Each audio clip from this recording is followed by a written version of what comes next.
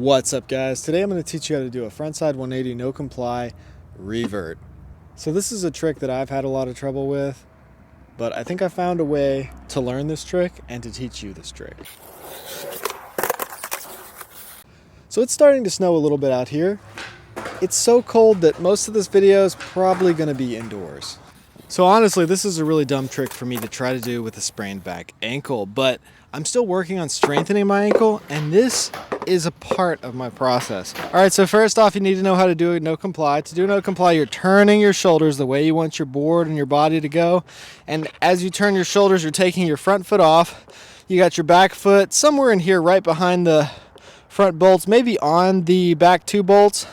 And then as you're turning your shoulders and you're popping, the board and your body is just naturally going to turn that way. So I've tried to do this trick before, but I was never able to learn it. And there's 5 reasons why I was able to learn it this time.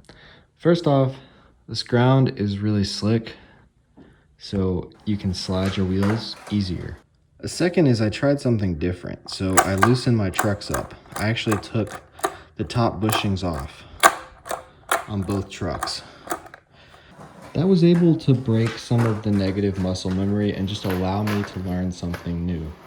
Now, after I learned it on the board with the loose trucks, it actually became easier on my other board with tight trucks, but I just had to get past that muscle memory.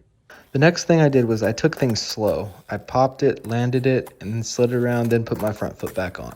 If you break it up into steps and take it slow, you can actually learn those movements without getting hurt. Number 3, I focused on keeping my foot above the bolts when I landed, instead of keeping it closer to the tip of the tail.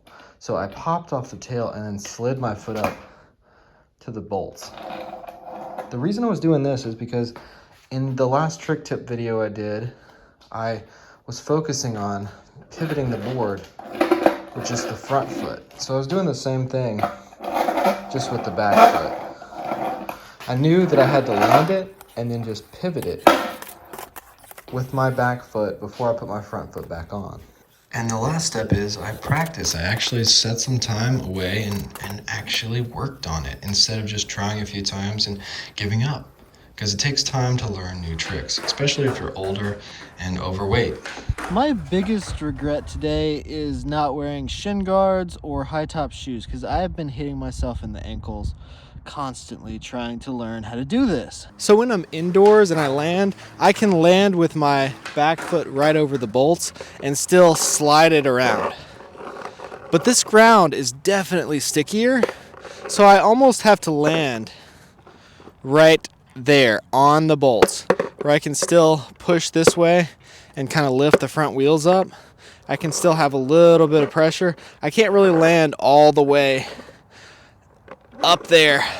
Now, once my ankle heals up a little bit and is a little stronger, I might be able to do it the way I was doing it in the basement on the skate park.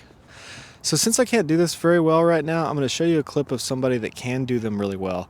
So I know it's kind of stupid to try and do a how-to video when you just learned a trick, but I feel like I'm more clear on how to do it when I first learned the trick.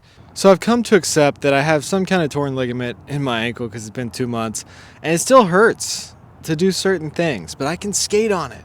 I haven't done that board slide on that long rail since I hurt myself, but I did it today. I pushed myself a little bit because a little kid asked me if I could do it.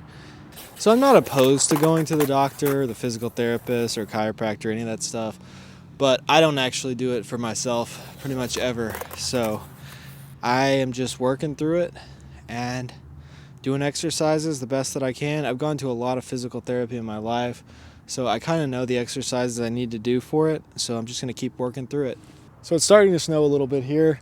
I really hope you guys enjoyed this video. If you like this kind of content, reviews, tutorials, and videos about what I'm learning as I grow as a skateboarder, then hit that subscribe button, and thanks for watching.